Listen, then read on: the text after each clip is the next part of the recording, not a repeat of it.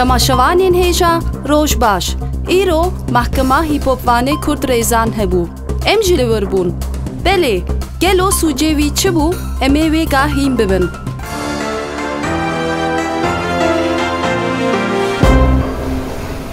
Rezan Cemal.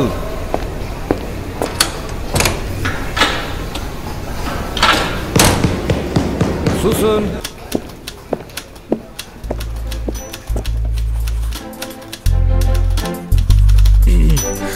Êzdadger êjwe naxwazim ku hûn me bibexşin hûn me biborin afû bikin yan jî berdin ji ber ku ez tu carê nê di baweriyê de me ku muzîka min hîp-hopa kurdî tawan û çet be rast e muzîka min bi zimanê dayîka min e zimanê min kurdiyê hê bûn û têkoşina min e têkoşina jiyana min e armanca min e muzîka min rehet dike dermanê min e gelo dema wê zimanê min qedexê kir wê wîjdanê wê rehet bê de fermo qedexê bikin heger wisa bê gotina min yada wî heger ez hezar sal ceza jî bigirim ez ê bi zimanê xwe bipeyvim.